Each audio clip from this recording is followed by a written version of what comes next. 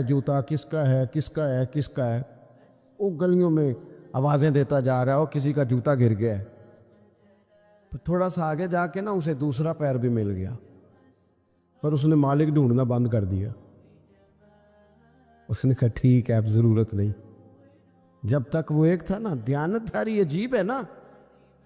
یعنی کسی کو کہیں نا یہ مرغا بیمار تھا تو ذبح نہیں ہوا تو مر گیا ہے، تو وہ کھائے گا تو اسے الٹی آئے گی، کہے گا یہ حرام ہے. صحیح کہہ رہا ہوں؟ میری بات ٹھیک ہے؟ وہ مرغا جو 500 کا ہے وہ حرام موت مرا، ذبح نہیں ہوا، تو وہ کسی کو کھلائیں تو الٹی آتی ہے. بھئی اس پہ الٹی آتی ہے تو 50,000 حرام کا ہو تو اس پہ الٹی کیوں نہیں آتی؟ او میرے دوستو، آج تو لوگ نسبت جوڑتے ہیں. یا میاں صاحب موجود ہیں، لوگ کسی بڑے بزرگ سے نسبت جوڑنے کے لیے نا خدمت میں جا کے بیٹھتے ہیں، کہتے شیخ ایک حدیث پڑھا کے اجازت دے دیں تاکہ ہمارا آپ سے تعلق بن جائے، نسبت کا، شاگردی کا.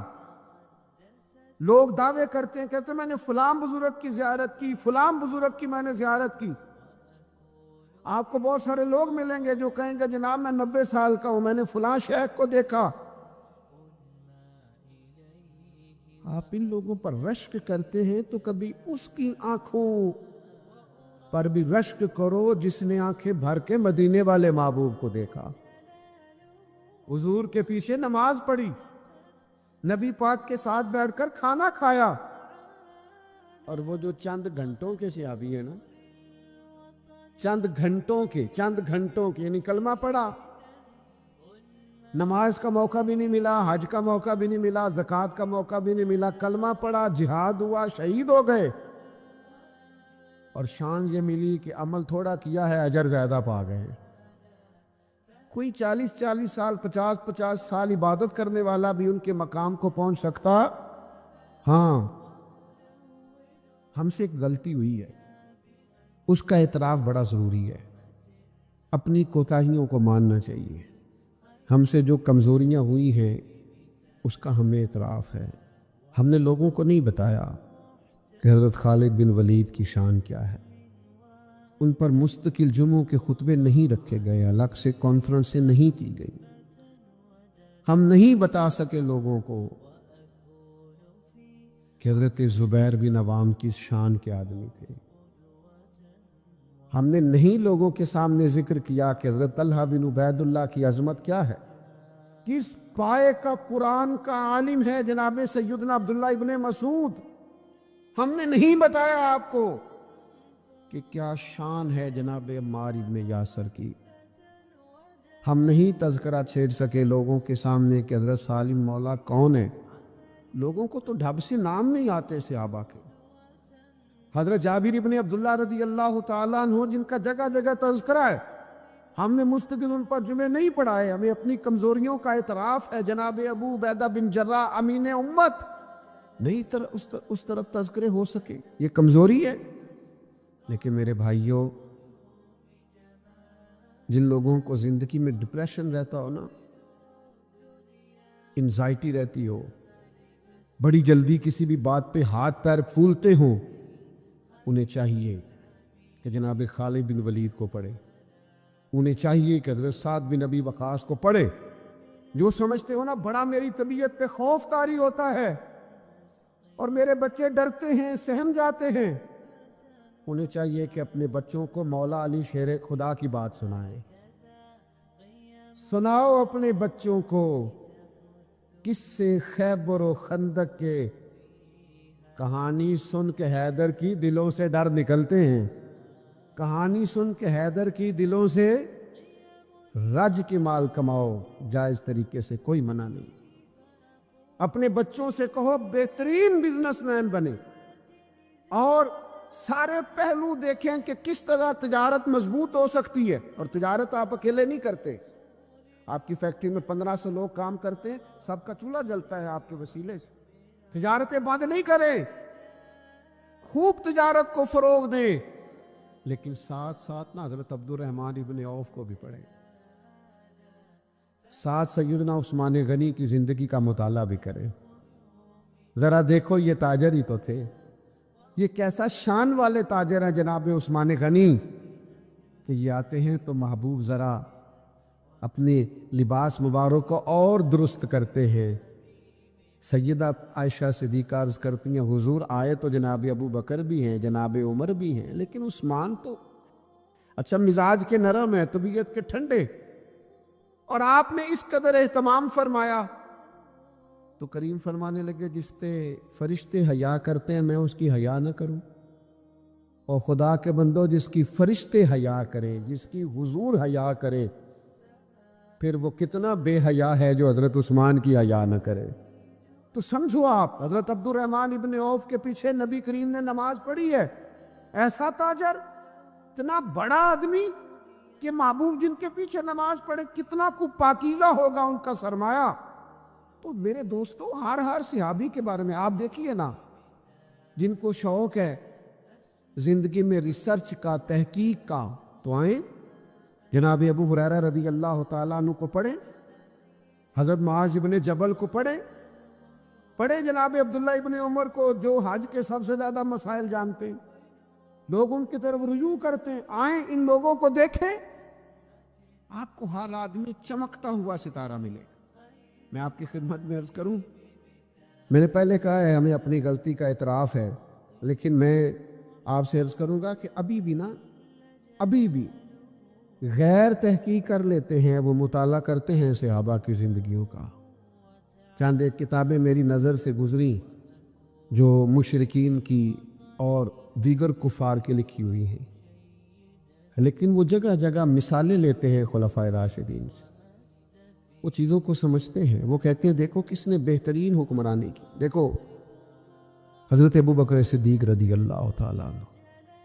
پتہ ہوتا کیا ہے، کچھ لوگ ایسے ہوتے ہیں جو اپنے من کو ہمیشہ تازہ رکھتے ہیں، لیکن نا بعض لوگ زندگی میں ملتے ہیں جو آپ کو تلخ کر دیتے ہیں، آپ کے رویے میں سختی کو کچھ ایسا کر جاتے ہیں کہ آپ ناراض ہوتے ہیں، آپ کو غصہ آتا ہے، آپ کی طبیعت پر کچھ غبار چڑھتا ہے، لیکن پھر اپنی روحانیت کے لیے نہ بندہ اسے چاہیے کہ وہ پرواہ نہ کرے اور واپس آئے، درود پاک پڑھے، تلاوت کرے، سجدہ کرے، ایسے لوگوں کے پاس بیٹھے جن سے مل کے کلیجہ ٹھنڈا ہو، اس طرف جائے ہی نہ، ورنہ دکھ بڑھتے رہتے ہیں، سوچے ہی نہ کہ وہ کیا کر رہے۔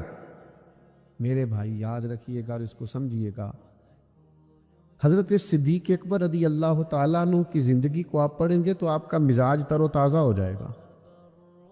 یعنی جو لوگ کسی چیز کی پرواہ نہیں نہ کرتے، مست رہتے ہیں، جان ہے عشق مصطفیٰ، روز فضو کرے خدا، اور جس کو ہو درد کا مزہ، جس کو ہو درد کا، یعنی درد کا بھی مزہ ہوتا ہے، جس کو ہو درد کا مزہ، وہ نازے دعا اٹھائے کیوں اور پھر کے گلی گلی تباہ، ٹھوکرے سب کی کھائے کیوں، دل کو جو عقل دے خدا تو تیری گلی سے جائے کیوں۔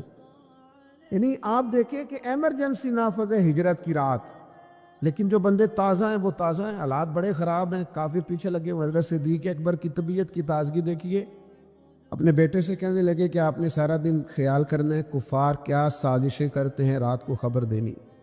ایمرجنسی میں تازہ چیزیں نہیں ملا کرتی، لیکن غلام سے کہا بکریاں سارا دن سائیڈوں پہ چرانا، رات کو غار ثور کے پاس لے آنا، میرے نبی کو تازہ دودھ ملنا چاہیے۔ اپنی شہزادی جناب اسماء بنت ابی بکر سے کہا تازہ کھانا پکا کے غار ثور میں پہنچانا۔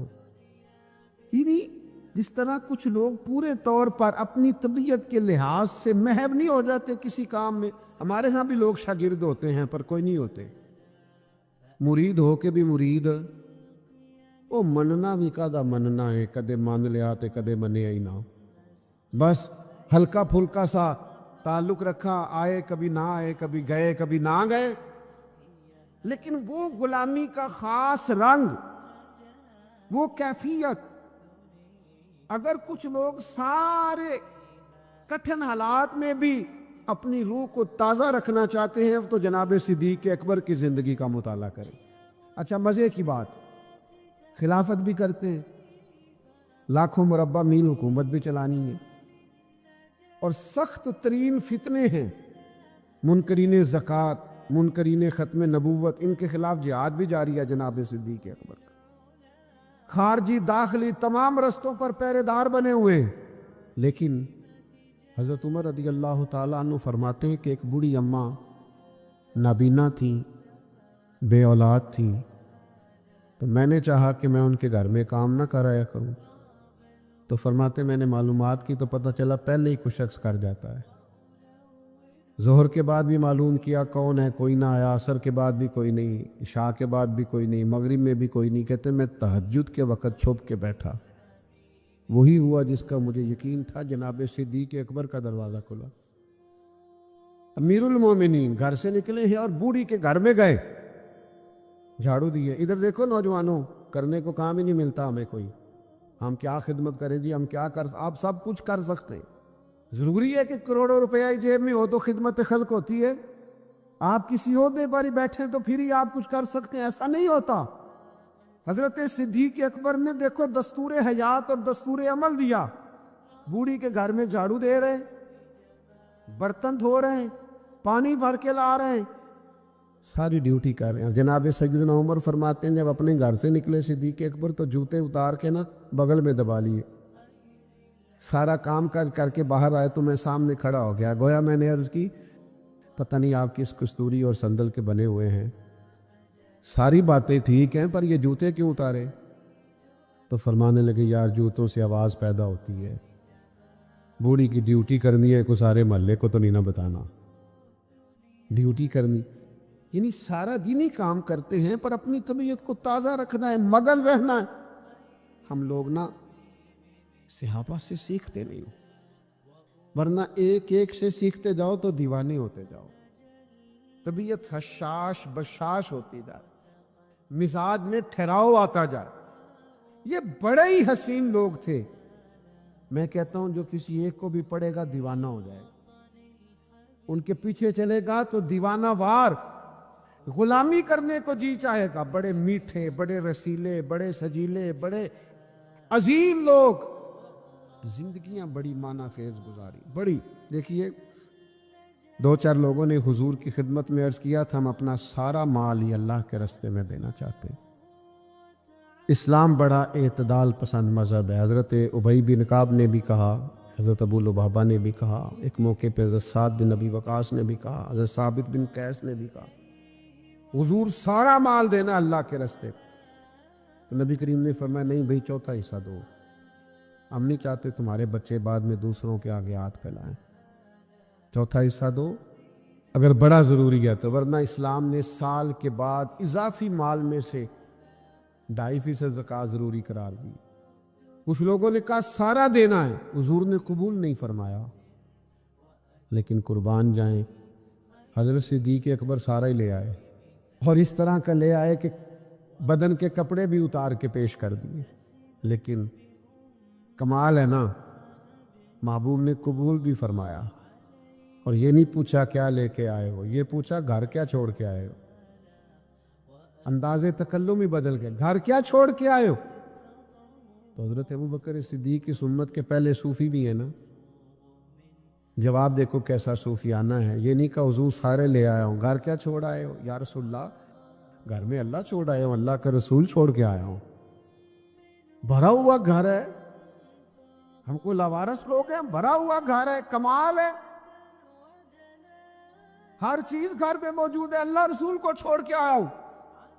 میرے بھائی ان لوگوں کے طرز حیات کے قریب جاؤ گے تو جینا آئے گا، اور صرف جینا ہی نہیں آئے گا، ان لوگوں کی زندگیوں کو پڑھو گے تو مرنے کا بھی مزہ آئے گا۔ یعنی کیسے عجیب لوگ ہیں، کیسے انفرادی لوگ ہیں کہ شہادت کی دعائیں مانگتے ہیں، اور اس طرح مانگتے ہیں کہ بخاری میں موجود ہے احد کا دن تھا، حضرت جابر بن عبداللہ فرماتے ہیں صحابی کھجور کھا رہے ہیں، کھجور، اور حضور کی بارگاہ میں عرض کرتے ہیں یا رسول اللہ اگر اس جنگ میں میں شہید ہو گیا تو کہاں جاؤں گا؟ تو محبوب نے فرمایا جنت میں۔ اتنی کھجور کھا لی تھی، کھا لی باقی چھوڑ دی، جنگ لڑنی شروع کی اور شہید ہو گئے۔ یعنی وہ شہادت کی قریب جانے میں اتنی دیر بھی نہیں کرتے جتنی کھجور کھانے میں دیر لگتی ہے۔ یہ ساری انفرادیت آپ کو یہاں ملے گی۔ نوجوانوں پوچھا جاتا ہے کیا چیز پسند ہے، کیا چیز، بہت سارے لوگ پوچھتے ہیں، لیکن یاد رکھو پسند کرو نبی پاک کے صحابہ کو، پسند کرو حضور کی اولاد پاک کے اسوہ نور کو، اور واپس لوٹ آؤ، اپنے دین کی طرف رجوع کرو۔ زندگی بے چین ہو جاتی ہے۔ آپ کو پتہ ہے بہت زیادہ پڑھے لکھے لوگ بھی ذہنی تناؤ کا شکار ہو جاتے ہیں، بہت زیادہ مالدار گھروں میں بھی ڈپریشن ہوتا ہے، انزائٹی ہوتی، آزمائش ہوتی۔ کیوں؟ کہ زندگی کا وہ جو خاص لطف ہے نا جو محبوب کا دیا ہوا، وہ نہیں لوگ لیتے۔ چھوٹی چھوٹی سازشیں، چھوٹی چھوٹی مخالفتیں، چھوٹی چھوٹی قدورتیں یہ طبیعت پر بوجھ بن جاتی ہیں۔ صحابہ کرام کی زندگیاں، اہل بیت اطہار کی حیات پاک، قرآن نے نص بیان کر دی کہ رحماء بینہم، یہ آپس میں بڑے مہربان لوگ ہیں، ان کے دل صاف ہیں، ان کے کلیجے ایک دوسرے کے لیے ٹھنڈے۔ تو یہ چند ایک گزارشات حضور کی سیرت پاک کے تعلق سے اور اسوہ صحابہ اور اہل بیت کے تعلق سے آپ کی خدمت میں عرض کی۔ میرے عزیز دوستو، آخر میں ایک گزارش آپ سے یہ کرنی، اور ایک اور بھی بات، پروگرام انشاءاللہ جاری ہے۔ دیکھیں، ہم نظریات کے قائل ہیں، شخصیات کے نہیں۔ کوئی بندہ آتا ہے، کوئی جاتا بھی ہے، بعض اوقات سخت مجبوری ہوتی ہے، کسی کو جانا ہوتا ہے۔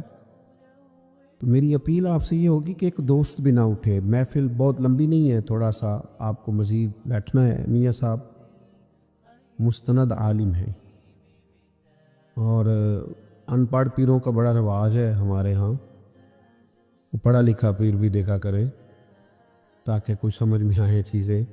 وہ مجھے تو تھوڑے دن پہلے ایک جگہ میں نے بول دیا تو مجھے بعد میں پتہ چلا کہ وہ اللہ خیر کرے، وہ محفل کرانے والوں کی کلاس لگ گئی۔ بعد میں نے وہاں کہہ دیا، میں نے کہا یہ جاہل پیر نہ اپنے آستانے پہ مدرسہ نہیں بناتے، وہ اس لیے نہیں بناتے کہ ان کو پتہ ہوتا ہے کہ اگر یہ بچے پڑھ گئے تو ہمیں پیر کوئی نہیں ماننا انہوں نے، لہذا وہ سرے سے علماء کی مخالفت کریں گے، علم کی مخالفت کریں گے۔ جس طرح کبھی وڈیرے جو ہوتے تھے وہ اپنے دیہاتوں میں، گاؤں میں سکول نہیں بننے دیتے تھے، وہ کینسن ہے ماڑے دے بچے پڑھ گئے، ساڑیاں بجوں پٹھے کون پائے گا، زیادہ ان کو ان پڑھ رہنے۔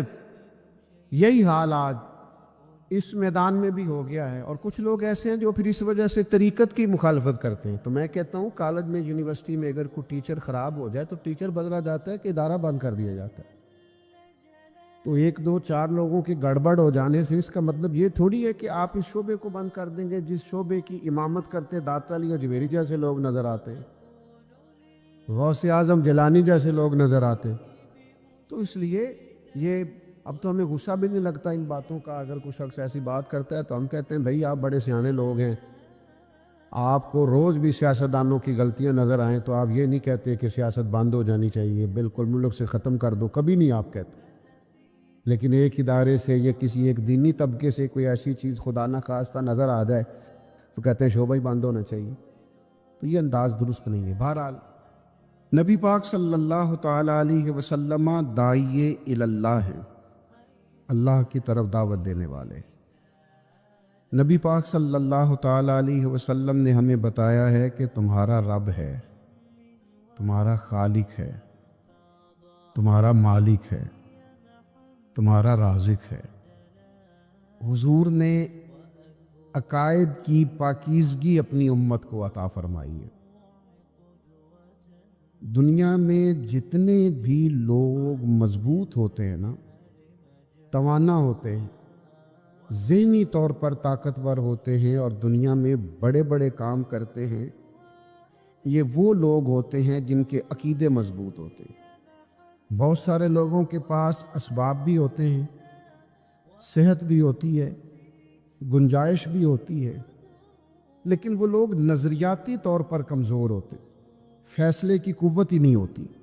یہ کام کر لوں کہ نہ کروں، پتہ نہیں کیا ہوگا، پتہ نہیں کیا بنے گا۔ بات بات پہ ان کے ہاتھ پیر پھولنے لگتے، بات بات پہ وہ گھبرانے لگتے، ذرا ذرا سی بات کا پریشر لیتے، کنفیوز رہتے۔ نتیجہ یہ نکلتا ہے کہ وسعت بھی ہے، صحت بھی ہے، تعلیم بھی ہے، ڈگریاں بھی ہیں، کچھ بھی نہیں کر پاتے۔ تو یاد رکھیے جن لوگوں کا کوئی عقیدہ نہیں ہوتا، کوئی نظریہ نہیں ہوتا، کوئی سوچ نہیں ہوتی، وہ پیچھے رہ جاتے۔ اللہ کے محبوب نے نا ہمیں عقیدہ دیا ہے، حضور نے ہمیں بتایا کہ اللہ وحدہ لا شریک، نبی پاک نے ہمیں بتایا ہے کہ میں اللہ کا آخری رسول ہوں، رسولوں کا امام ہوں۔ نبی پاک علیہ السلام نے ہمیں بتایا ہے کہ گویا تم نے ڈرنا نہیں، موت وقت سے پہلے نہیں آئے گی، موت کا وقت مقرر ہے۔ یہ عقیدہ دیا ہمیں قرآن و حدیث نے۔ نبی پاک علیہ السلام نے ہمیں بتایا ہے کہ تمہارا رزق جو تمہارا مقدر ہے وہ تمہیں ملے گا۔ حضور نے یہ ہمیں عقائد دیے کہ اس مرنے کے بعد پھر ایک زندگی ہے، ہمیں اٹھنا ہے۔ یوم نحشر المتقین الی الرحمن وفدا، جب متقی اور پرہیزگار لوگوں کی شان یہ ہوگی کہ وہ رب کی بارگاہ میں مہمان بنا کر پیش کیے جائیں گے۔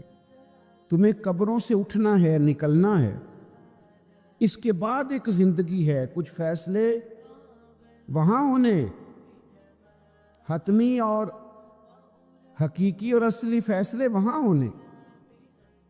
تو جب اس طرح کی نظریات لوگوں کے ہو جاتے ہیں نا، پھر لوگ کمزور نہیں رہتے، پھر ان میں خوف نہیں رہتا، پھر وہ سہمے ڈرے نہیں ہوتے، پھر وہ زندگی میں آگے جانے کے لیے کوئی چور رستہ اختیار نہیں کرتے، وہ پھر حلال حرام کی ہمیشہ تمیز کرتے، کیونکہ ان کو پتہ ہوتا ہے خالق مالک اللہ ہے، رازق اللہ ہے۔ انہیں پتہ ہوتا ہے کہ رزق ہماری چلاکیوں سے نہیں آنا، خدا کے فضل سے آنا ہے۔ پھر وہ کبھی بھی کوئی غلط راہ اختیار نہیں کرتے۔ نبی پاک نے عقائد دیے۔ حضور علیہ السلام کی تشریف آوری سے پہلے لوگوں کا عقیدہ ہی کوئی نہیں تھا۔ کوئی ہاتھ سے بنائے ہوئے مٹی کے بتوں کو پوجتا ہے، کوئی معاذ اللہ چاند سورج کی طرف دیکھتا ہے۔ اوہام پرستی، وہموں کا شکار ہونا۔ اور قرآن مجید ہمیں بتاتا ہے کہ وہ لوگ حج کر کے آتے تو اپنے گھروں کے دروازوں سے نہیں گزرتے تھے، پیچھوں سے چھلانگے لگا کے دیواریں پھلانگ کے آتے کہ ہم نیک ہو گئے ہیں، اور دروازے جو ہیں یہ پاک نہیں ہیں۔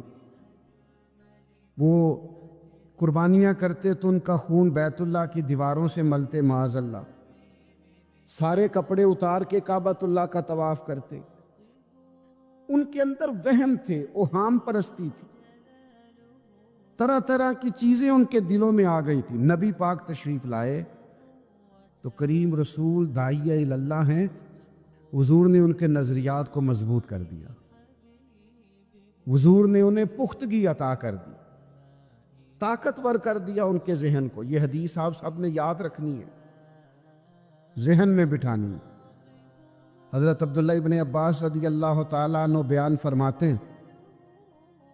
ہیں کہ نبی کریم علیہ السلام نے مجھ سے فرمایا کہ عبداللہ، ساری دنیا مل کے تیرا کچھ بگاڑنا چاہے نہیں بگاڑ سکتی جب تک اللہ کی حکمت کا تقاضا نہ۔ بلا وجہ ڈرنا، بلا وجہ سہ میں رہنا، بلا وجہ حالات کے سہمے ہوئے لوگوں کو بتا دو، حالات بدل جاتے ہیں، ایک جیسے نہیں رہتے۔ ساری دنیا مل کے تیرا کچھ بگاڑنا چاہے تو بگاڑ سکتی نہیں جب تک اللہ کی حکمت کا تقاضا نہ ہو، مشیت الہی نہ ہو۔ اور فرمایا سارے دنیا دار مل کے بھی تیرا کوئی سنوارنا چاہیں، سنوار نہیں سکتے جب تک اللہ کی رضا نہ ہو۔ خوف کس بات کا، وہم کس بات کا؟ ہمیں نہ کچھ لوگ وہم میں ڈالتے اور ہم بڑی جلدی وہم میں آ جاتے ہیں۔ یا آپ چلے جائیں کسی بابا جی کے پاس جو تویز نہیں دیتے، 9 بجے سے زور تک مردوں کا ٹائم ہے اور عصر سے مغرب تک بیویوں کا ٹائم ہے۔ بابا جی نے کوئی کب نہیں، سوائے لوگوں نوں وہمی کرن دے۔ تینوں کسی نے کچھ کیتا ہے؟ جننے منڈیاں دا کام کرنے نوں دل نہیں کردا انہاں سارے نوں جادو ہو گیا ہے۔ آپ کا کام کرنے کو دل نہیں کر رہا، محنت کرنے کو دل نہیں کر رہا، آپ کو نظر لگ گئی؟ خدا کے بندو، مومن کی بڑی شان ہے، مومن کا بڑا مرتبہ ہے، مومن مضبوط اعصاب کا مالک ہوتا ہے۔ کمزور باتیں کرنا، وہ جی بلی میرا رستہ کاٹ گئی تھی، آج مجھ سے دودھ گر گیا تھا، مجھے پیچھے سے آواز نہ دینا، یہ مومن کا کام ہے۔ مسلمان ایسی باتیں کرتے ہیں اور پھر دو چار حادثات واقعات تو کسی کے ساتھ ہوئے ہی ہوتے ہیں، لوگ اس کو بنیاد بنا کے لوگوں کو کمزور کر دیتے ہیں۔ وہ پتہ ہے نا، آپ کو خواب آئی تھی، تو خواب میں تو شیطان بندے کے ساتھ کھیل جاتا ہے، اس میں آپ ڈر گئے، آپ کو تو طاقتور ہونا چاہیے تھا۔ تو نظریاتی پختگی، ماحول میں طاقت، یعنی آپ اندازہ کریں کہ نبی پاک علیہ السلام نے لوگوں کو اتنا پختہ کر دیا، اتنا پختہ کر دیا، حضور علیہ السلام نے انہیں بتا دیا کہ مرنے کے بعد بھی تم نے خوف نہیں کرنا، وہاں بھی تمہاری قبر جنت کا باغ ہی ہے، مومن کی قبر جنت کا، قیامت والے دن کا بھی تم نے اس طرح خوف نہیں کرنا، وہاں بھی جنت میں رب نے تمہارے لیے وہ نعمتیں تیار کی ہیں، وہ نعمتیں حضور فرماتے ہیں نہ کسی آنکھ نے دیکھی، نہ کسی کان نے سنی، نہ تمہارے دل پر کبھی خیال ہی گزرا ہوگا اللہ وہ نعمتیں تمہیں عطا فرمائے گا۔ اتنے طاقتور ہو گئے تھے صحابہ، اتنے طاقتور ہو گئے تھے، شہادت کی دعائیں مانگتے تھے۔ کوئی نہیں سمجھ آئی آپ کو؟ یعنی زندگی تو زندگی، بندے کو جنت اتنی پیاری ہو جائے کہ موت سے بھی پیار ہو جائے، وہ شہادت کی موت مانگنے لگے کہ یا اللہ کبھی شہادت مل جائے نا۔ آپ ویسے بتائیے گا نا کسی کو، مجھے بھی نہ بتائیے گا، ویسے اپنا اپنا حساب لگاتے ہیں، سارے مرنے کو دل شل کوئی نہیں کرتا لوگوں کا۔ میں نے کہا بتانا نہیں کسی کو، ہنسنا بھی نہیں آپ نے، مشکوک نہ ہو جانا ہنس کے۔ دل نہیں کرتا مرنے کو، لوگ جینا چاہتے ہیں، لیکن یہ میرے نبی کے دیے ہوئے عقیدے ہیں نا، حضور کے دیے ہوئے عقیدے ہیں نا، کہ ہر روز مسجد نبوی میں حضرت عمر دعا مانگتے تھے، اللہم ارزقنا شہادتا فی سبیلی، یا اللہ کبھی تیرے رستے میں شہادت کی موت مل جائے نا، جان پاویں نہ جان میرے محبوبہ، میں لگیاں توڑ نہ بھیساں، راہ تیرے وچ رول کے مرساں، تے قدم نہ پچھاں ہٹے ساں، شہر تیرے دے ٹکڑے منگ ساں، تے تیرے کتیاں دے قدم چمے ساں، آزم جان امانت تیری، تو جدو منگ سے میں پیش کرے ساں، جان امانت تیری، تو جدو منگ سے میں یوں کر کے پیش کروں گا، حضور ہے ہی آپ کی، جدو منگ سے میں پیش کرے ساں۔ میرے عزیز، جنگ احد میں نا کفار نے ایک سنیں جی، سنیں اللہ جزاد، جنگ احد میں نا کافروں نے ایک سازش کی تھی مسلمانوں کے حوصلے پست کرنے کے لیے۔ بعض لوگ ایسی خبریں پھیلاتے ہیں مایوسی کی، یہ ہمارے ملک میں بھی لوگ کام کرتے ہیں، ان کے پاس کبھی آپ بیٹھیں تو ایسا لگتا ہے کہ پرسوں تک ہی حالات ہیں، اس کے بعد ختم ہو جائے گا سارا کچھ۔ انہوں کو لو چنگی خبر لب دے کدی نہیں، جب بھی آپ کو ملے گی خوفناک خبریں ملے گی۔ تو کچھ لوگ مایوسیاں پھیلاتے ہیں، ان کی عادت ہوتی ہے، وہ خیر کی بات نہیں کرتے۔ تو کافروں نے بھی ایک سازش رچی احد میں، انہوں نے خبر پھیلا دی کہ معاذ اللہ حضور کو تو شہید کر دیا گیا۔ اب غلاموں کے لیے یہ خبر بڑی تکلیف کا باعث تھی، جنہاں دے دل بر جانی وچھڑن، کون روے پھر تھوڑا، اس سب روگاں دا روگ محمد جس دا نام وچھوڑا۔ یہ مشکل ہوتا ہے، لوگ پریشان ہو گئے، طبیعتیں بے چین ہو گئی، بعض کے حوصلے پست ہونے لگے، حضور چلے گئے، لیکن نبی پاک نے نظریات دیے ہیں نا، عقیدے دیے ہیں نا، ان کی سوچیں دیکھو کیسی ہیں۔ حضرت انس بن نضر رضی اللہ تعالیٰ عنہ، یہ جناب انس بن مالک کے چچا ہیں، حضرت انس بن مالک کے چچا جناب انس بن نضر، یہ نا احد پہاڑ کی طرف سے آ رہے تھے، تو جنت کی باتیں سن کے جنت اتنی تازہ ہو گئی ہے ذہن میں کہ حضور کے صحابہ سے پوچھتے ہیں کیا ہوا، تو کہنے لگے خبر پھیل رہی ہے کہ حضور شہید ہو گئے، نبی پاک کو شہید کر دیا گیا۔ تو حضرت انس بن نضر کہنے لگے ادھر آؤ نا میرے پیچھے، اگر حضور شہید ہو گئے ہیں تو ہم نے جی کے کیا کرنا ہے، مجھے تو احد پہاڑ کے اندر سے جنت کی خوشبو آ رہی ہے، آؤ سارے جانے پیش کر دیں، ہم بھی قربان ہو جائے، جنت کی خوشبو تو سامنے۔ جب آپ کے عقیدے مضبوط ہوتے ہیں نا، عقیدے مضبوط، ایک لفظ لوگ ہمارے ہاں بولتے ہیں، کہنے مینوں چاہ بڑا سی، منڈے دی شادی سی تے مینوں، میرا خیال ہے تسی نہیں سنی گل کدی، ہوندے نہیں نا تسی، مینوں فلانے بچے دی پوتے دی شادی سی تے مینوں چاہ جتنا مرضی بھی ہو، عقیدے عقیدے ہی ہوتے ہیں، جتنا مرضی چاہ ہو، اگر ایمان مضبوط ہو تو لوگ شریعت نہیں بھول سکتے۔ ہن تسی ہلکے ہلکے ناراض ہوئے ہو کہ یہ تے دوجے پاسے ٹر پے نے، جتنا مرضی چاہ ہو، جتنی مرضی محبت ہو، عقیدہ ہو نا مضبوط، طاقتور ہو، شریعت نہیں بولتی بندے کو۔ میں ویسے محفل میں آنے والے کو بھی دیندار سمجھتا ہوں، مسجد میں آنے والے کو بھی دیندار سمجھتا ہوں، عمرہ کرنے والے کو بھی میں دیندار سمجھتا ہوں، پر میری نظر میں اصل دیندار وہ ہے جس کے گھر میں شادی ہو تو پتہ چلتا ہے کتنا دیندار ہے۔ مینوں پتہ ہے تسی گھورنا، مینوں گل ہی انج دی ہے، شادی والے دن پتہ چلتا ہے کتنا دیندار ہے بیٹے کی شادی پہ، پھر پتہ چلتا ہے شریعت کا کتنا خیال کرتا ہے، اب پتہ چلے گا عقیدہ کتنا مضبوط ہے۔ کچھ ٹائم ایسے ہوتے ہیں کہ جب بندے کو ہوش نہیں رہتی۔ ایک صحابیہ ہیں، سیاستہ میں حدیث موجود ہے، ان کا نام ہے حضرت ام خلاد رضی اللہ تعالیٰ عنہ۔ ان کے بیٹے شہید ہو گئے تھے۔ تو مجھے بتائیے کہ کسی ماں کا بیٹا ہی چلا جائے تو اس کی کیا کیفیت ہوتی ہے؟ ہوش سلامت رہتا ہے؟ بچے کو تو بخار ہو تو ماں باپ ساری رات سو نہیں پاتے، ساری رات نہیں نیند آتی، حالانکہ بخار ہے چھوٹا سا معمولی سا اتر جائے گا، لیکن وہ ہائے ہائے کرے تو نیند نہیں آتی۔ اور بیٹا چلا ہی جائے، شہید ہی ہو جائے، تو جناب ام خلاد رضی اللہ تعالیٰ عنہ کا بیٹا شہید ہو گیا، تو وہ نہ معلومات کرنے آئیں کہ واقعی میرا بیٹا شہید ہو گیا، تصدیق کرنے آئیں۔ جس وقت وہ تصدیق کرنے آئی ہیں، پتہ کرنے آئی ہیں کہ میرا بیٹا شہید ہو گیا ہے، تو انہوں نے بہترین کر کے اپنا جسم پردے سے چھپایا ہوا ہے، نقاب اوڑھا ہوا ہے، پورے طور پر وہ با پردہ ہیں، آئی ہیں، تھوڑا سا پیچھے کھڑے ہو کے پوچھتی ہیں، مجھے پتہ چلا ہے میرا لال شہید ہو گیا ہے۔ انہیں خبر دی گئی کہ ہاں آپ کا بیٹا بھی شہید ہو گیا ہے۔ ان سے ایک شخص نے سوال کیا، کہا اس حال میں بھی آپ کا پردہ قائم ہے؟ تو ہوش ہی نہیں رہتا نقاب کرنے کا، پردہ کرنے کا، برقع پہننے کا، یعنی بیٹا چلا گیا۔ اللہ کرے آپ کو سمجھ آئے میں کیا کہہ رہا ہوں۔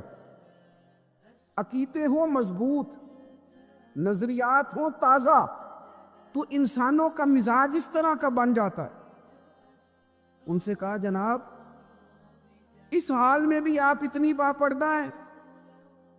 تو جناب ام خلاد اس وقت کہ جب ابھی انہیں خبر ملی ہے کہ آپ کا بیٹا شہید ہو گیا، دکھ تازہ ہے، زخم ہرا بھرا ہے، لیکن اسی وقت بڑے دھیمے لہجے میں پوچھنے والے سے فرمانے لگیں، اور میرا بیٹا گیا ہے، میری حیا تو نہیں نہ گئی، ہم نے دین رسول کائنات سے لیا ہے، ہمیں عقیدے نبی پاک نے دیے، بیٹا گیا ہے، میری حیا تو قائم ہے نا۔ او بھائی کوئی بھی وقت ہو، کیسا بھی وقت ہو، جو نظریاتی لوگ تھے انہوں نے نظریے پر کبھی سودا، ان کا نظریہ طاقتور رہا، ذہن ان کا مضبوط رہا۔ ہمارا یہ مسئلہ ہے کہ ہم نظریاتی نہیں ہوتے، پریشر ہی تھوڑا سا برداشت نہیں کرتے، برادری آ گئی، قبیلہ آ گیا، میرے بچے نہیں مان رہے، فلانے نے یہ کہہ دیا، چند منٹ لگتے۔ حضور نے نظریاتی کیا، زندگی نظریاتی گزاری۔ ایک تو سب سے پہلی بات تو یہ ہے کہ اللہ کی ذات پر بھروسے کے معاملے میں طاقتور ہو جائیں۔ جو سانپ سے بہت زیادہ ڈرتا ہے نا، وہ رسیوں سے بھی ڈرنے لگ جاتا ہے۔ یہ ڈرا نہ کریں، اور یہ فلانی شے منحوس ہوتی ہے اور فلانی شے سے نحوست ہوتی ہے، اور جناب آج پتہ نہیں کیا ہو گیا، تو ان کہانیوں سے باہر آئیں، اور بھی کئی کام کرنے والے ہیں۔ طاقت، وہ ایک بادشاہ تھا نا، تو اسے بھی بڑا وہم ہوتا تھا، وہ شکار کرنے جاتا تھا تو کہتا تھا کوئی بندہ میرے متھے لگ جائے تو میرا شکار نہیں ٹھیک ہوتا ہے نا آج کل بھی لوگوں کو وہم، فلانا مل گیا تھا تو میرے حالات خراب ہو گئے، فلانے کی نظر لگ جاتی ہے، لیکن وہم کا شکار نہیں ہونا۔ تو بادشاہ کا خیال تھا کہ کوئی بندہ مجھے منحوس مل جائے تو میرا کام خراب ہو جائے معاذ اللہ. حالانکہ کسی چیز سے بھی نحوست لینا ٹھیک نہیں. برکت لے سکتے ہیں آپ کہ فلاں ملا تھا معاملات بہتر ہو گئے, لیکن فلانا ملا تھا تو حالات خراب ہو گئے, یہ کہنا درست نہیں. اس سے نظریاتی کمزوری واقع ہوتی. تو بادشاہ کا خیال تھا کہ میں شکار کو جاؤں تو کوئی بندہ میرے متھے نہ لگے, ورنہ میرا شکار ٹھیک نہیں ہوتا. تو شکار پہ جب جاتا تھا تو سارا رستہ خالی کرا دیتے تھے. سارا رستہ خالی کرا دیا. کوئی غریب آدمی بیچارہ نہ لکڑیاں کاٹ رہا تھا ایندھن کے لیے. سمجھ آ رہی ہے بات کی؟ یہ جب سوئی جائز گھروں میں نہیں تھا تو لکڑیاں کاٹ کے لانا بھی ایک باقاعدہ ڈیوٹی تھی. شام کو کھانا پکانا ہے تو وہ لکڑیاں کاٹ کے لا رہا تھا شام کو ایندھن جلانے کے لیے. اسے پتہ نہیں تھا بادشاہ سلامت گزر رہے ہیں, سڑک ساری خالی ہے. وہ غلطی سے سڑک پہ چڑھ گیا اچانک. ادھر سے بادشاہ سلامت کا گھوڑا آ گیا, قافلہ آ گیا. بادشاہ نے دیکھا, بادشاہ سلامت غصے ہو گئے, میرے رستے میں کیوں آیا؟ میرا شکار ہی ٹھیک نہیں ہوتا جب میں کسی کے متھے لگ جاؤں. وہ غریب بیچارے کو کیا پتا کہ تیرے سامنے نہیں آنا. اس نے کہا اسے پکڑو, درخت کے ساتھ باندھو, 2 سپاہی اس کا پہرا دیں شام تک. اگر تو میرا شکار ٹھیک ہو گیا تو اسے کھول دینا ہے, اور اگر شکار ٹھیک نہ ہوا تو اسے کوڑے مارنے ہیں. وہ بیچارہ صبح سے بندھا ہوا ہے, گرمی کا موسم ہے, پیاسا. عصر کے بعد بادشاہ سلامت واپس آئے, بڑے خوش ہو رہے ہیں. کہنے لگے میرے کو متھے لگ جائے نا تو میرا شکار ٹھیک نہیں ہوتا, لیکن آج میرا شکار بڑا ٹھیک ہوا, دن بڑا اچھا گزرا ہے, لہذا جا تجھے معاف کیا. تو تنگ آمد بجنگ آمد. جب بندے تنگ آتے ہیں پھر جنگ کرتے ہیں. جب بندہ پورے طور پہ تکلیف میں ہو پھر وہ غصے والی باتیں کرتا ہے. تو اس بندے نے, غریب نے سوچا کہ مرنا تو ہے ہی, تو آج کچھ کہہ کے نہ مریں. اور جب اسے کھولا تو کہنے لگے بادشاہ سلامت تو بڑا کمزور ہے, بزدل ہے, اور تیرے نظریات بڑے کچے ہیں کہ کوئی بندہ مل جائے تو شکار نہیں. اللہ کے بندے کدھر جائیں, علاقہ چھوڑ جائیں؟ کوئی بندہ مل جائے تو شکار ٹھیک نہیں ہوتا. اس نے کہا سن, سویرے تو میرے متھے لگا تھا, میں تیرے متھے لگا تھا. تو کہتا ہے تیرا دن تو بڑا اچھا گزرا ہے, پر میں تیرے متھے لگا تھا, میرا بڑا برا گزرا ہے. تو اب بتا منحوس کون ہے, میں کہ تو؟ یہ بتا. اس نے کہا مرنا تو ہے, تو سچ بول کے مرو. او بھائی اتنے کمزور ہو گئے ہو, اتنے کمزور ہو گئے. فلانا آیا تھا نظر لگا گیا, فلانا آیا تھا نظر. میں بڑی تکلیف سے ایک بات کرنے لگا ہوں, درد سے, آزمائش سے. مجھے ایک دفعہ ایک بوڑھی ملی ہمارے علاقے کی قریبی, تو مجھے کہنے لگی 30 سال ہو گئے میں اپنے بھائی کے گھر نہیں گئی. میں نے کہا کیوں؟ کہنے لگے ان کا خیال ہے میں جاتی ہوں تو ان کو نظر لگ جاتی. اور پھر وہ اتنے درد سے روئی کہ برداشت نہیں ہوتا تھا. کہنے لگی پتر 30 سالاں تو نہیں گئی, کیونکہ انہوں کا خیال ہے کہ میں جاواں تے وہ کیا کرتے ہو, کہاں پہنچ جاتے ہو, کس طرح کی آپ بات کرتے ہو. میں انکار نہیں کرتا نظر لگنے کا, لیکن حضور نے سکھائی نہیں سورت فلق اور ناس. اتنی اوہام پرستی, اتنے کچے ارادے. طاقتور بنے, طاقتور دل, اعصاب, ذہن مضبوط رکھے, کچھ بھی نہیں ہوگا, کوئی کچھ نہیں بگاڑ سکتا. اپنی توجہ رب رسول کی طرف کری. لیکن ہم جو کمزوری لے آئے ہیں نا روز بروز مزاجوں میں, طبیعتوں میں, اس نے عجیب ماحول بنا دیا ہے. کچی پکی باتیں کرنا اور جناب وہم کی بات کرنا اور بڑی کمزور باتیں کرنا مومن کی شان نہیں. حضور بڑی تگڑی بات کرتے, بڑی مضبوط بات کرتے. اللہ کے رسول علیہ السلام کی حدیث بخاری میں موجود, اور بھی تمام کتب احادیث میں آپ کو ملے گی. حضور نے ایک سفر سے واپس آ رہے تھے, تو صحابہ کی جماعت بھی نبی پاک علیہ السلام کے ساتھ تھی. تو میرے کریم نے اس طرح کیا کہ اپنی تلوار مبارک اتار کے تو درخت کی ٹہنی سے لٹکا دی. صحابہ ساتھ تھے پر وہ ادباً تھوڑا سا پیچھے پیچھے ہٹ کے نا دور دور جا کے سو گئے. سفر سے واپسی تھی, کچھ تھکان تھی, سستانے کے لیے, آرام کرنے کے لیے ذرا لیٹ گئے. تلوار کریم نے لٹکا دی. ایک غیر مسلم آیا, آپ کی توجہ ہے میری بات پر, اس نے نہ ٹہنی سے حضور کی تلوار اتاری. نبی پاک آرام فرمائے, سو رہے ہیں, لیکن میرے کریم فرماتے ہیں میری آنکھیں سوتی ہیں، دل میرا جاگتا رہتا ہو، دل جاگتا رہتا ہے۔ اس نے نا تلوار نبی کریم پر تان لی تو محبوب کریم علیہ السلام نے نا مقدس آنکھوں کو کھول دیا، لیکن کوئی بے چینی نہیں، پریشانی نہیں۔ ادھر دیکھو میری طرف، یعنی تلوار تان دی کسی پر۔ یہ موسم ہو جاتا ہے نا کبھی کبھی بہت زیادہ دھند کا، اسموک کا، تو کوئی بندوق والا رستہ بھی پوچھنے کے لیے راہ روکے نا تو بندہ گیا کام سے، وہ ویسے روک لے نا، بندوق پکڑی، اس بیچارے نے چاہے راستہ ہی پوچھنا ہو۔ چلے اس سے بھی زیادہ مثال دیتا ہوں آپ کو۔ بندہ رات کو سویا اپنے گھر، تو چھت پہ کچھ بجنے کی آواز آ رہی ہے، چاہے بلی ہو،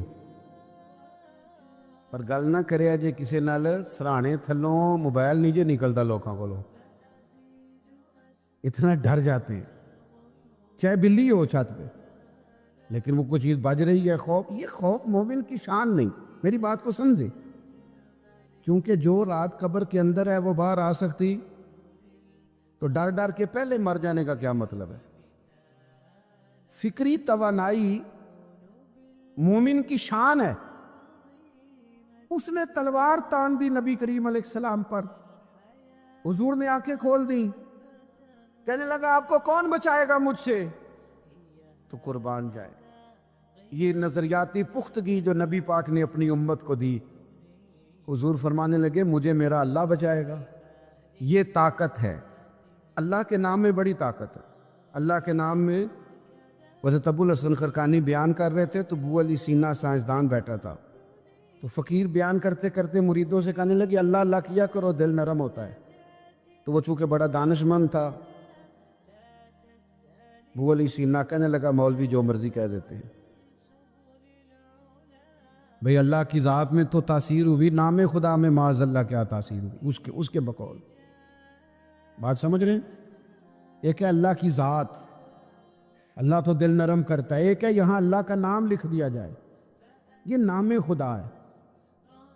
آپ کہہ رہے ہیں نام خدا سے دل نرم ہوتا ہے، وہ کہنے لگا مولوی جو مرضی کہہ دیتے، ذات خدا سے تو نرم ہوتا ہے، لیکن معاذ اللہ ثم معاذ اللہ اس کا خیال تھا نام خدا سے، اس کا کیا مطلب؟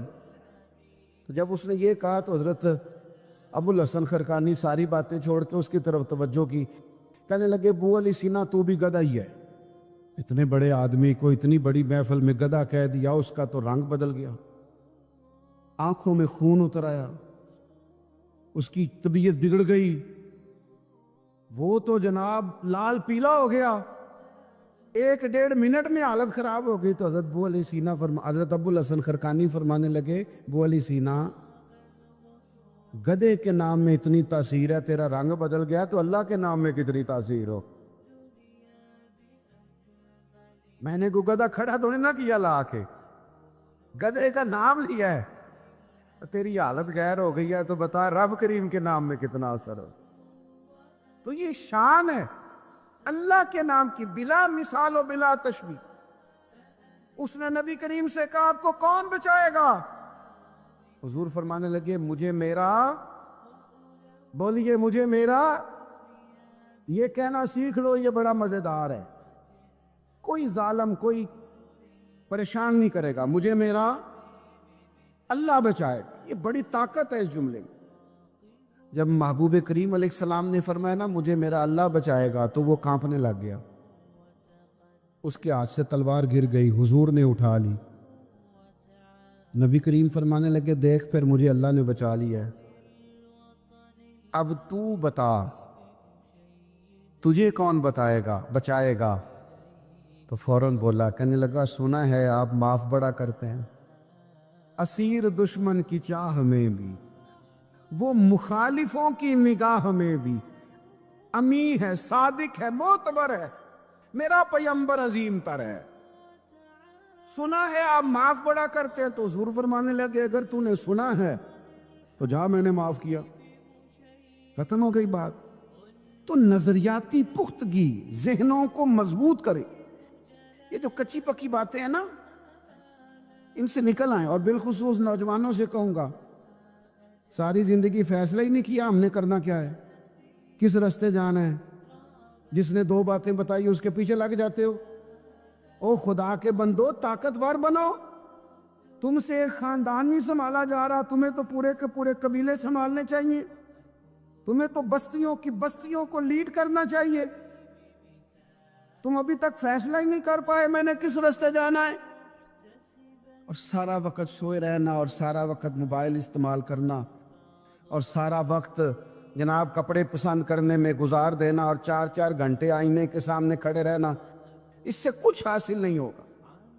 زندگی محنت سے بنتی ہے، جد و جہد سے بنتی ہے، آبلہ پائی سے بنتی ہے. پیروں میں زخم آ جائیں تو زندگی بنتی ہے. چل چل کے بندہ تھک جائے، اور تھک کے سوئے، اور سو کے اٹھے، اور اٹھ کے پھر چلے. اقبال کہنے لگے پلٹنا جھپٹنا، جھپٹ کر پلٹنا، یہ لہو گرم رکھنے کا ہے ایک بہانہ. آپ نظریاتی طور پہ پختہ ہوں، طاقتور ہوں، مضبوط ہوں، فکری توانائی آپ کو حاصل ہو. یہ کیا بات ہوئی ایک مسئلہ سنا نہیں اور جناب پریشان ہوئے نہیں. مضبوط ہو کر میدان میں اترو. لوگ اتنے بڑے کام کاج کر کے دنیا سے چلے گئے، اور ہم ابھی تک وہموں میں پڑے ہوئے ہیں، تعویذ ڈھونڈتے پھرتے ہیں. کوئی دم والا بابا مل جائے، کوئی مشورے والا بندہ مل جائے. اس سے نکلو باہر، زندگی میں طے کرو. گھوڑا جب دوڑتا ہے نا تو اس کے پیروں کو کانٹے دار جھاڑیاں کئی دفعہ لگ جاتی ہیں، لیکن وہ دوڑتا رہتا ہے. وہ کبھی لگ جاتی ہیں، کبھی اتر جاتی ہیں، وہ چلتا رہتا ہے. پرواہ، کیونکہ اسے منزل تک جانا. اپنی منزل کا تعین کرو، اپنی زندگی میں کچھ طے کرو، اور پھر اس کے حصول کی جد و جہد کرو. کمزور نہیں پڑنا میرے عزیزوں، میرے بھائیوں. زندگی میں وہموں کا شکار نہیں ہونا، ذرا سی بات پر پریشان نہیں ہونا. 1-2 منٹ آپ کے پاس سارا کچھ ہے، صحت بھی ہے، اولاد بھی ہے، گھر بھی ہے، سجدے کی توفیق بھی ہے، مسجد کی حاضری بھی ہے. صرف پیسے ہی نہیں، تھوڑے سے پیسے کم ہے تو آپ پریشان ہیں. آپ پیسے والوں کو دیکھ کے پریشان ہو جاتے ہیں، وہ مرعوب ہو جاتے ہیں، ہاتھ باندھے پھرتے. کیا ہے؟ پیسے ہیں صرف. خدا کا خوف کرے، یہ پیسے ہی نہیں ہے نا صرف آپ کے، باقی تو سارا کچھ ہے نا. تو طاقتور بن کے جیو. کمزور ہو جانا، پریشان ہو جانا، یہ کوئی دانائی والی بات. میں بات ختم کرنے لگا ہوں، میری بات پر توجہ کرنا. یہ جو لوگوں کے اندر بے چینی، بے قراری پیدا ہوتی ہے نا، اضطراب پیدا ہوتا ہے، پھر اس کو لوگ اپنے اپنے نام دیتے ہیں. کوئی کہتا ہے ڈپریشن ہو گیا، انزائٹی ہو گئی، لوگوں کے ہاتھ پیر پھولنے لگتے ہیں، وسوسے بہت آتے ہیں. اس کی وجہ یہ ہوتی ہے کہ کتاب و سنت کے جو دلائل ہوتے ہیں نا، ہم جب مدارس میں پڑھتے ہیں تو ہمارے اساتذہ کسی عبارت پر خود اعتراض قائم کرتے ہیں، خود ہی اس کا جواب دے دیتے ہیں. یہ کل کو جو کسی کے ذہن میں کچھ شک پیدا ہونا ہے، پہلے سے اس کے دلائل مضبوط کر دیے جاتے ہیں. تو نتیجہ یہ نکلتا ہے کہ کتاب و سنت پڑھنے والا آدمی، قرآن مجید سے وابستہ آدمی بہت بردبار ہو جاتا ہے. وہ چیزوں کی حقیقت کو سمجھنے لگتا ہے، اس کے مزاج کے اندر ٹھہراؤ پیدا ہوتا ہے. بہت ساری چیزیں جو اس علم سے دور آدمی کے پاس نہیں ہوتی، وہ ان لوگوں کے پاس موجود ہوتی. یہ پھر اپنی زندگی بڑے اطمینان سے، آہستگی سے گزارتے ہیں. وَعِبَادُ الرَّحْمَنِ الَّذِينَ يَمْشُونَ عَلَى الْأَرْضِ هَوْنًا. یہ پھر اطمینان سے وقت گزارتے. تو مسائل کا حال یہ ہے کہ اللہ کے نام سے پڑھا جائے، کتاب و سنت کا مطالعہ کیا جائے. بہت ساری پیچیدگیاں، بہت ساری دشواریاں اس سے حل ہو جاتی ہیں. کبھی آپ نے محسوس کیا ہوگا کہ کسی کمرے میں اندھیرا ہو نا، تو کئی جانور اس میں جمع ہو جاتے ہیں. اگر وہ کمرہ بند ہے تو اس میں بہت سارے موذی جانور سمجھ لیجئے جمع ہو گئے. بچھو بھی آ گیا، چھپکلیاں بھی جمع ہو گئیں، سانپ بھی آ گیا، اور بھی کئی موذی جانور اس میں جمع ہو گئے. اب اس اندھیرے میں اگر آپ ان جانوروں کو مارنا چاہیں گے تو ہو سکتا ہے وہ آپ کو تکلیف دے، کیونکہ کمرے میں اندھیرا ہے. آپ سانپ کو مارنے لگے تو ہو سکتا ہے نشانہ ٹھیک نہ لگے، آپ کو ڈس لے. آپ بچھو کو کھٹمل کو پکڑنے لگیں تو ممکن ہے کہ وہ آپ کو تکلیف دے، چونکہ اندھیرا ہے. ہو سکتا ہے آپ مار نہ سکیں. اس کا بہترین اور زبردست حال یہ ہے کہ آپ کمرے میں اجالا کر دیں. آپ لائٹ آن کریں، چراغ کا بندوبست کریں، یہ سارے جانور ویسے ہی بھاگ جائیں گے، مارنے ہی نہیں پڑے گے. تو یاد رکھیے گا، علم وہ نور ہے، کتاب و سنت کی تعلیم وہ روشنی ہے جس سے بہت سارے اندھیرے ویسے ہی بھاگ جاتے ہیں. آپ کو ایک ایک کر کے بہت ساری چیزوں کو ختم نہیں کرنا پڑتا بلکہ بھاگ جاتے ہیں. ہمارے ساتھ یہ ہوا ہے کہ چاہتے نہ چاہتے، اور بہت سارے لوگ مخلص بھی تھے، وہ چاہتے بھی تھے کہ کتاب و سنت سے آگاہی حاصل کریں. کچھ کو اسباب نہ مل سکے، کچھ سے تھوڑی سستی ہو گئی، کچھ نے بر وقت فیصلہ نہیں کیا، کچھ ویسے فیصلے کی قوت نہیں رکھتے تھے. تو لوگ دور ہوتے چلے گئے کتاب و سنت کے نور سے. اس کا نقصان یہ ہوا کہ زندگیوں میں بے چینی، بے قراری، الجھاؤ. آپ دیکھیے کہ مفتی صاحب بیٹھے ہیں، اگر دن میں 100 مسائل کسی عالم سے پوچھے جاتے ہیں تو شاید 95 مسائل طلاق کے ہوں. اور بیچارے لوگ بڑے بہانے کر کے، وہ میرے دوست تھا ایک تو اس نے یہ کر دیا، تو اس نے پھر یہ کر دیا، تو اس طرح کر کے لوگ مسئلہ پوچھتے ہیں، شرماتے بھی. کبھی آپ غور کریں تو ہمارے ہاں شادیوں کی تیاری 6 ماہ پہلے شروع ہوتی ہے. فرنیچر کا آرڈر دینا ہے، سونار کو آرڈر دینا ہے، کپڑوں کی تیاری کا بندوبست کرنا. لکڑیوں سے گھر آباد ہوگا، سونے سے گھر بسے گا، مہنگے مہنگے کپڑوں کے ساتھ گھر میں سکون آئے گا. سب کچھ ہم نے کیا ہے، لیکن وہ جو مسائل تھے طلاق کے اور نکاح کے، میں ذمہ داری سے عرض کرتا ہوں، اگر وہ پہلے سے سکھا دیے جائیں، اور کوئی مشکل کام نہیں ہے، وہ ہفتے میں 2-4 گھنٹے نکال کے بھی کسی عالم کے پاس اپنے بچے کو لے جایا جائے، بچی کسی معلمہ کے پاس بیٹھے کچھ مسائل سیکھ لے، تو یہ جو گھر روز ٹوٹتے، پتہ نہیں ہے اسے شرعی مسئلے کا، اور اس نے بس 3 طلاق اکٹھی دے دی. یہ جو گھر ٹوٹتے ہیں یہ بچ جائیں، یہ جو مسائل بنتے ہیں ان سے ہم محفوظ ہو جائیں. لیکن کیا کریں، کس طرح کر کے اپنی سستی دور کریں، یہ کوئی مشکل نہیں ہے. بہت سارے لوگ ہیں، اگر ہم تھوڑی توجہ کریں تو وہ مہربانی کریں گے، وہ ہماری بات سنیں گے، وہ ہمیں سکھائیں گے. لیکن کتاب و سنت سے وہ وابستگی جو ہماری ضرورت ہے، جو ہمارے لیے، دیکھیے میں ایک شخص کو پڑھ رہا تھا تو وہ کہنے لگے زندگی میں وہ عجیب لمحہ تھا، وہ میرے ساتھ تھا پر میں تنہا تھا. لوگ ساتھ ہو کے بھی ساتھ نہیں ہوتے. تو وہ کچھ نوجوان اور نئی نسل اتنی تنہائی پسند ہو گئی ہے کہ شادی سے پہلے اب کچھ کورسز کرانے پڑتے ہیں. انہوں نے لکھا ہے کہ کچھ کورسز کرانے پڑتے ہیں کہ کسی اور کو بھی برداشت کریں، مل جل کے رہ سکیں. کچھ ذہنی طور پر ان کو تیار کرنا پڑتا ہے. تو میں سوچ رہا تھا کہ کتنا خوبصورت دین ہے میرا، کہ جو ساری معاشی زندگی کو اور معاشرتی زندگی کو ہمیں منظم کر کے دیتا ہے. ماں باپ کا وجود گھر میں بہت بڑی نعمت ہے، وہ راضی ہوں تو رب راضی ہوتا ہے. آپ نے نکاح کر لیا تو دین نے کیا روحانیت عطا کی نکاح کو. فرمایا کہ جس نے نکاح کر لیا اس نے ایمان محفوظ کر لیا. یہ بات کہاں کی تھی، کہاں پہنچ گئی، کس قدر معنویت. یعنی یہ کوئی دنیاوی کام نہیں بلکہ یہ تو مضبوطی ایمان کا ذریعہ ہے.